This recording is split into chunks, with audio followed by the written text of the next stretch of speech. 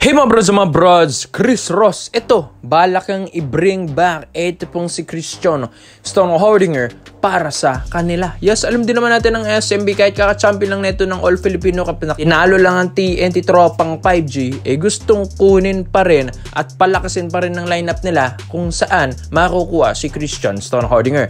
Alam din naman natin si Chris Ross, ito ay assistant coach na rin dito sa SMB, yes, playing assistant coach, kaya kailangan siya rin yung isa sa mga kayang mag-recruit ng mga players na dating naglalaro rin sa kanila.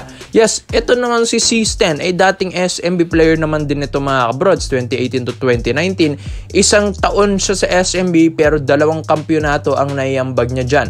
Kaya nga maganda para sa SMB ito dahil Philippine Cup 2019 and Commissioner's Cup, siya naman ang isa sa mga nag-kampiyon dyan sa SMB. Ito pong si C-Stan. Maganda nga kasi ang kombinasyon at katuwang niya si Junmar Fajardo. So, syempre, ito pong si Christian Stonehardinger, ang daming mga reports and rumors na inaabangan ito ng mga Converge, TNT Tropang Giga, Barangay Nabras San Miguel, kung saan hinihintay nilang ma-release ito ng Terra Firma Jeep. Alam din naman natin si C-Stan nagretiro sa Jeep pero hindi nga pinayagan dahil may mga games pa itong kailangang paglaruan pero hindi niya nailaro yun, kaya ito nagganda ipit-ipit ang kontrata niya dyan.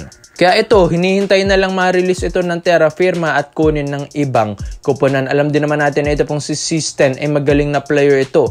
Tinawag itong bulldozer dahil nga talagang ang laruan nito pang ilalim talaga mga bros. Kumbaga, nang bulldozer sa ilalim, kayang mang post up, kayang mang salaksak, kayang gumawa ng play, kayang pumasa mga kabrods. Maganda rin ng footwork sa ilalim, maganda rin ng depensa, matigas-tigas na player. Kaya yan ang kagandahan sa Phil German na ito.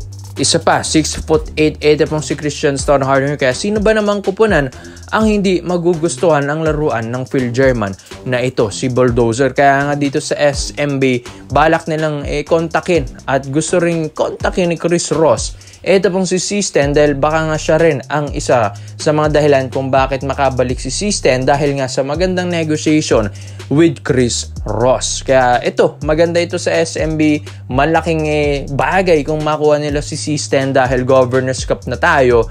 At ang SMB, talagang focus ito sa kanilang Grand Slam bid mga kabrods. Dahil Governors Cup, kayang-kaya nilang pagkampyonin yan. Tapos ang ganda pa ng rookie na nakuha nila na parang import din ng laruan na katulad ni Chris Miller. Kaya magandang programa na naman ito para sa SMB at malaking bagay, jackpot na naman kung pumayag ito pong si Stonehardinger na maglaro sa kanila. Yes mga brods, dahil balak nga at ayon din sa mga reports and rumors na o-offeran nila ng maganda ito pong si Stonehardinger. Hindi man ganun kalaki pero maayos na mga kabrods. Kumbaga, mas malaki na yung offer sa Terra Firma Jeep. Kaya ito mga kabrods, ito pong si C-Stan, once na pumayag ito, talagang balik PBA na naman. Sino ba namang hindi magugustuhan ang makabalik ang isang Stonehardinger sa SMB at sa PBA? Kaya nga mga kabrods, may reports naman tayo ng Ginebra lang ang kalaban dito ng SMB. Kaya paunahan na lang ito mga kabrods kung sinong mauuna kay C-Stan, Ginebra ba or SMB? Dahil alam natin na agawan ito pong 2 kuponan na ito. Alam din naman natin kasi na ang laking bagay ni Stonehardinger para sa kanila dahil 4-time PBA champion ito, 2 kampyonato sa SMB, 2 kampyonato rin naman ang nagawa nito sa Ginebra, tapos nag-finals MVP pa siya sa Barangay Nabras San Miguel. Kaya talagang agawan yung 2 yun. Kaya ikaw mga brods, C-Stan to SMB, sa tingin nyo ba dapat bang i-push at unahan ng SMB ang Barangay Nabra dito? Kaya komento mo lang opinion mo dyan mga brods at isa-isa natin yan. Dito naman po tayo sa kabilang balita naman natin mga brods. Ito nga, free agent. Ito pong si Tyrus Hill.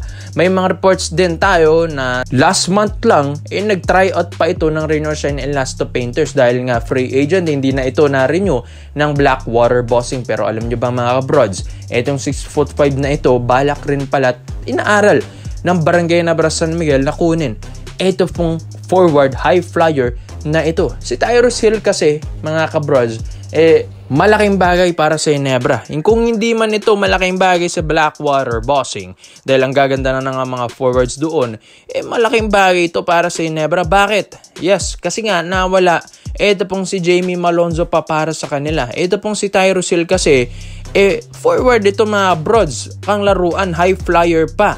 Tapos, maganda rin dito, nakakuha rin sila ng high flyer na rookie na katulad ni Sonny Steele, mga kabrods. Tapos, may Barasi Jr. pa, tapos may Abis pa sila doon. Kaya maganda rin, ito pong mga nakuha na rookies ng Ginebra, pero kulang pa yun mga kabrods. Kung saan, makukuha nila at gusto nilang kunin. Ito pong additional forward para sa kanila na ito pong athletic player na katulad ni Tyrus Hill. Yes mga kabrods, alam din naman natin yung laruan ni Tyrus Hill, hindi man ganun ka-scorer mga kabrods, pero pagdating sa mga fast breaks, defense, pagdating naman sa mga rebounding, pagdating naman sa mga block shots, maasahan mo ito, kumbaga mas pinalaking Chris Ellis ang laruan nito ni Tyrus Hill. Although yes, may outside shooting din, pero hindi man din ganun ka-consistent. Pero sa depensa, maasahan mo ito. Athletic itong si Tyrus Hill mga kabrods. Magandang additional to para sa forward ng Barangay Ginebra San Miguel. Dahil yun nga, nangangailangan din sila ng maayos na forwards dyan. Dahil yung forward na nakuha nilang si Sonny Steele, 6'3" lang yun mga kabrods. Iba pa rin yung matangkad na katulad ni Tyrus Hill na 6'5" or 6'6" ang height. Kaya dito sa Ginebra, kailangan ng focus nila mga kabrods, yung big man department. Yes, yung 6'6" na nakuha nila na si Barasi Jr. tapos 6'6" din na Norbert Torres or 6'7" na Norbert Torres. Kulang pa yan Kaya kailangan ng Ginebra kumuha ng mga big man pa na mas malaki kay Japet Aguilar kung gusto nilang matalo ang SMB na 6'10" or 6'11" na may dakraken. Kaya ito para sa Barangay Ginebra San Miguel, kung tulong lang ang kailangan nila, tulong sa ilalim, tulong sa forward position, kunin na nila. Ito pong si Tyrus Hill. Yes, ang maganda dito, free agent na ito, hindi mo na kailangan mag-trade pa. Sign mo na lang ito, tapos maglalaro na ito Ito pong si Tyrus Hill. Ito, pwede pa itong ma-improve ni na Coach Tim Cone. Ito pong si Tyrus Hill dahil may potential na scorer rin pala. Ito pong si Hill. And yun, may magandang athletic na katawan na rin.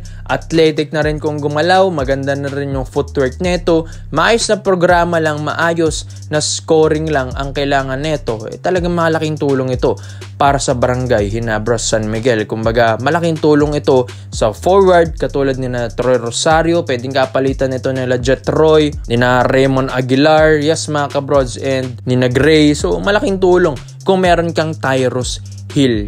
Matagal na itong nare-report na mga 2023 pa lang gusto nilang kunin itong si Hill ng Ginebra, pero hindi nga lang matuloy-tuloy dahil ang gaganda ng mga forwards na nakukuha ng Ginebra dati. Pero ngayong nawala si Jamie Malonzo, ito ngayon naghahanap sila ng maayos na forward. Pero itong si Tyrus Hill, magandang forward na ito mga broads para sa Ginebra kung gusto mo ng tulong lang sa forward position. Kaya komento mo lang mo dito mga broads at iisa-isa natin yan. Salamat po sa panonood mga broads. This is Kings Basketball. Yun lang. I'm out.